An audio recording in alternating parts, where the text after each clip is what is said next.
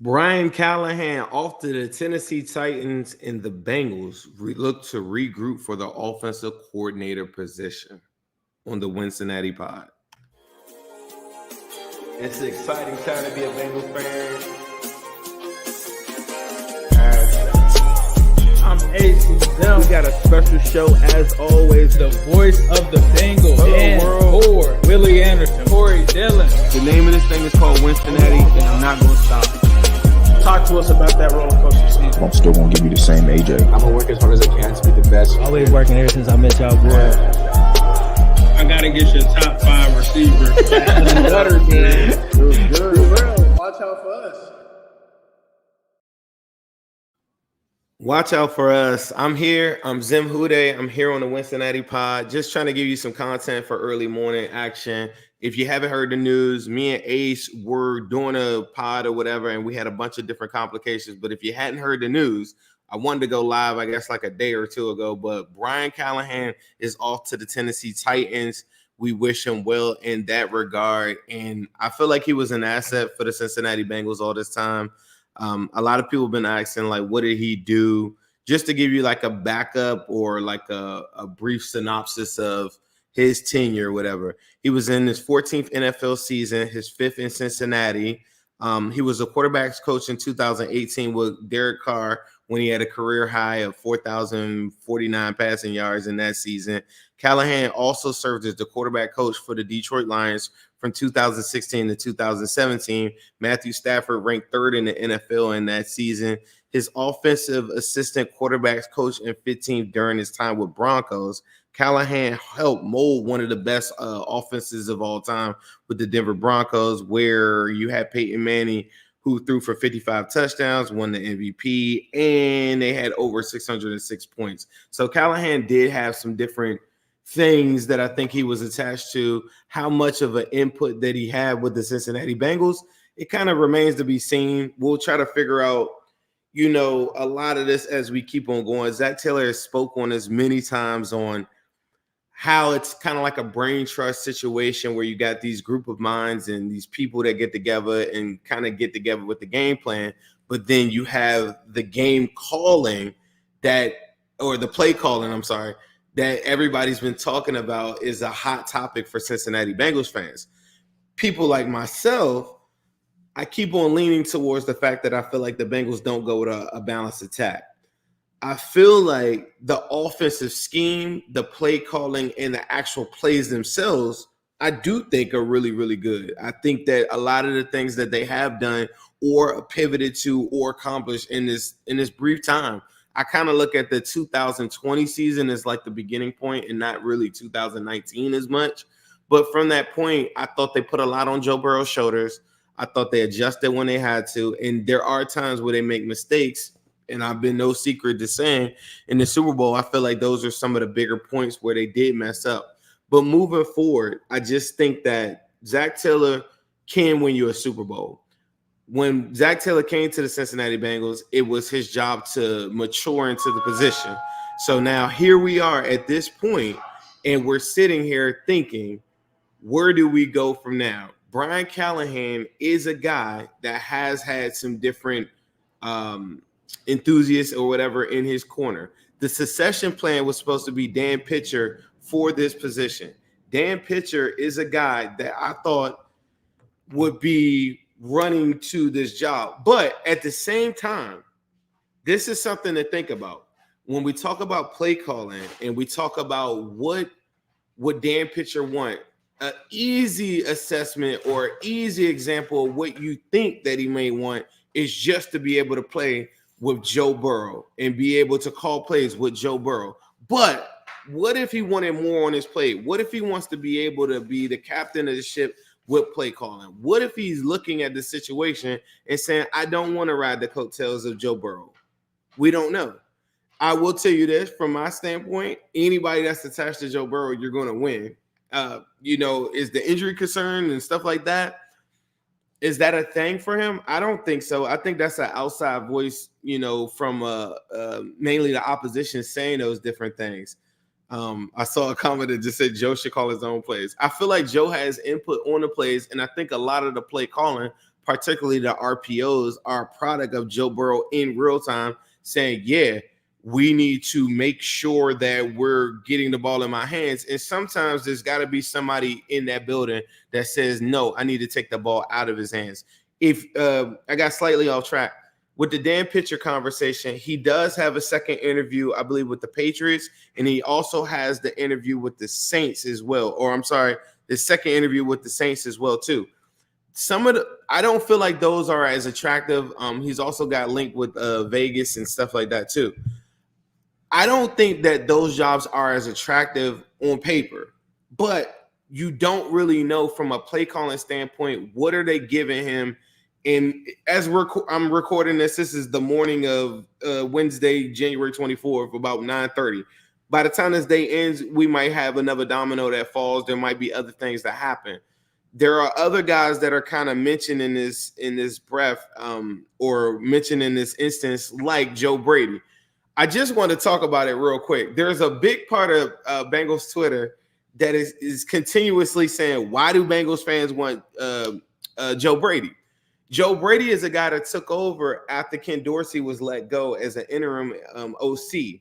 He then comes into that spot and they win games. So that's a big point of it. You could break down the numbers and say that the offense didn't get better. You could look at whatever you want from an outside opinion looking in. But I feel like it's like this snarkiness of like Bengals writers and saying, you think you're going to get Joe Brady. And it's like, come on, bro. You know why they want Joe Brady, or you know why people I don't care about Joe Brady. I might make content and throw some stuff out there and say, let's get Joe Brady here. What's up, dog? Let's get on the phone. But that's just me playing around. And at the same time, you got to look at what the aesthetic of it all and understand this is where we're coming from. Joe Brady with the LSU Tigers made one of the best offensive units and one of the better college football teams of all time with Joe Burrow's, championship team with Jamar Chase. So likely the fans would say, hey, I think that could work. That's where that stems from. And I just read that a bunch on Twitter, and I'm trying to figure out why in the hell is everybody trying to question that point and trying to figure out, like, why would they want Joe Brady? The last time you saw Joe Burrow getting hoisted off on someone's shoulders in a championship format was with the LSU Tigers, and they had Joe Brady. So let's just get that out the way. Now, the big domino with that one is I don't know what the Sean McDermott conversation sounds like. If the Sean McDermott one, if he's let go or something happens in that situation, I think Joe Brady is. I think that's on the table. So to me, that's a conversation piece that has to come up, or somebody has to bring it up at some point. I did want to say too, going back to Pitcher. Pitcher was hired by the Bengals in 2016 as an offensive assistant. He worked with the wide receivers. He shifted to working with the quarterbacks in 2018. He was promoted by the new hire, Zach Taylor, around that time as assistant quarterback coach and the team's game management specialist. Following the departure of Alex Van Pelt, Pitcher was promoted to quarterbacks coach to 2020. And Joe Burrow has given him a ringing endorsement for Pitcher, and the succession plan of Pitcher has been in place all this time. So a lot of people are asking, what does he do? Why is it? Joe Burrow has said that he's been very instrumental in his maturation, been very instrumental in what he does on game plan, and the game day specialist title kind of goes hand in hand with that, as well as the development of Joe Burrow. Some of the play calling stuff, or just the distribution of play calling, I think got attached to Callahan too with the pass heavy system, given the record and different things that I had said about he was attached to Peyton Manning, Derek Carr, Matthew Stafford. These are all passing systems in pass-happy formats, which brings us to our next candidate, or the next person that is now coming to the fold for this. And that is, I'm sorry, I was just laughing at the picture of it. But Andy Dickerson, former offensive line coach, a lot of people are making fun of, I guess, like his picture with the fro and his build and all these different things like that. But the offensive line coach, I would want them to bring him in as a run game coordinator. He interviewed as an OC, right? So that happened yesterday. The ties with Zach Taylor stem back to the Rams, and the connection is there. The other thing that has to happen when you're assessing that is I feel like he has a bunch of people that have brought up him as a viable candidate. So you can go check those out. There's a lot of different things with that. I don't think there's too much to it. I think that they're just looking at a backup plan in case Dan Pitcher isn't the guy. But the offensive line coordination portion of it, as it ties to offensive coordinator, is pretty fascinating to me because in my mind, I feel like the distribution of runs versus pass has been off. And to me, if you have a guy that has more input with the offensive line play, that's very, very important in moving forward. I think that that's the direction that they got to go in, no matter who they pick. The distribution and the combination of Joe Burrow dropping back 40 times in the AFC North is just not sustainable. And it's not that he plays an injury prone position. I mean, he's injury prone, but he plays an injury prone position. And if they don't limit the amount of dropbacks, I think that that's very important that you got to figure out a system in place where you're going into more condensed formats. You're going more under center. You're going more inline tight end where you have blocking things that can help Joe Burrow out. You saw Sample in split back looks where he was added as another blocker. Maybe this year you bring in a fullback. Maybe you bring in different things that can help Joe Burrow out rushing. Maybe you can help out the Cincinnati Bengals rushing and help Joe Burrow take some of the throws off his plate, at least until you get to the playoffs. I'm looking at the playoffs and I'm looking at the best quarterbacks in the NFL, and that's what it comes down to. A lot of people are talking about currently what is it going to the Bengals aren't built to play in the AFC North. You're right. The Bengals, well, you're not right, but the Bengals are built to play in the playoffs with clutch performers like Jamar Chase, clutch performers like Joe Burrow airing that thing out and making plays when there are plays to be made. One of the takeaways from the Josh Allen and Pat Mahomes play the other day is the fact that when it was time to like go sling it and go make that clutch play or make the underneath play to Diggs or whatever, those are the things that Joe Burrow strives in, and that's in the playoff format. The rigors of the season and beating people up front in the trenches, the Bengals do need to get way more stout at that spot.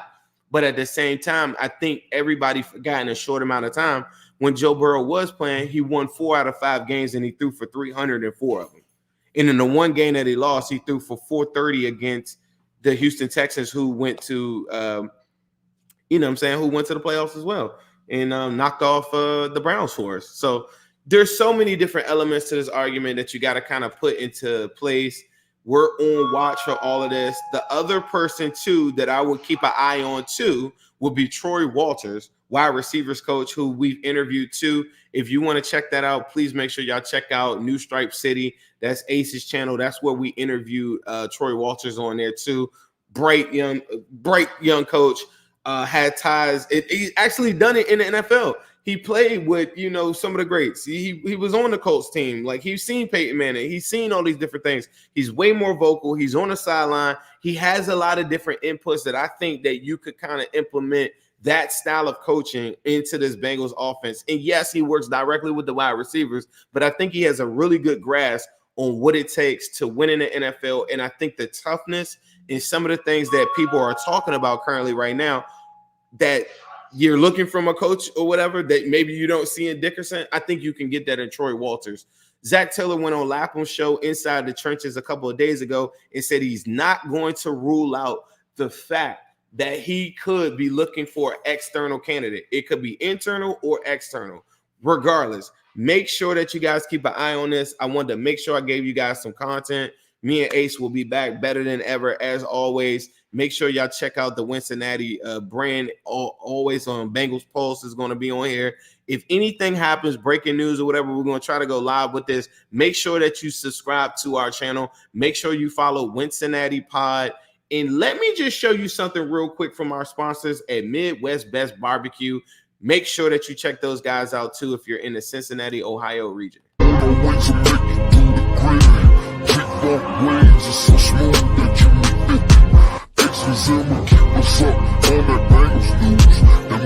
get it, Midwest Rescue is the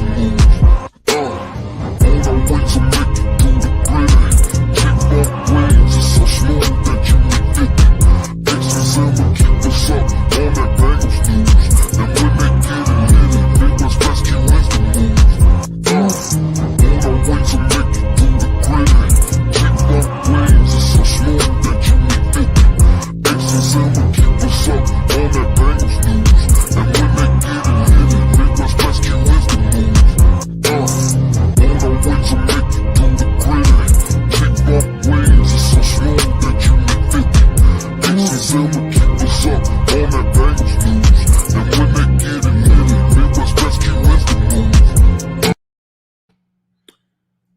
That was Midwest Best Barbecue. Make sure you guys check them out in the Loveland area. One of my favorite food spots in the entire world. If you guys get a chance and you're ever there or whatever, I'm trying to tell you, the G-Funk wings, the ribs that nobody talks about, the size, the macaroni, like your grandma's mom cooked it, and it's amazing. Love them. Make sure you tell them Ace and Zim sent you. Please make sure y'all keep on checking us out. I'll be on Twitter at different points with different content. As always, make sure you follow New Stripe City, Ace's channel, or I'm sorry, his handle on Twitter or X or whatever the hell it's going to be. We talked about on our last episode some of the playoff matchups. So if you missed that, you could kind of talk about or you can go back and check those things out. On the upcoming show, we're going to get into the AFC and NFC championship a little bit. I read a couple comments where people said they liked our input on those games, so we will explore those different games. There will be some candidates that will come up. I think most Bengals fans aren't really stressed on this because you got Joe Burrow, Jamar Chase, and T. Higgins for the foreseeable future. It is what it is. Let's get it on. I love you guys, and we are out of here as soon as I find this. You know, I'm not really that great at this, but we need to make sure that we end it like that, and that's what it's going to be. Houday, I love y'all.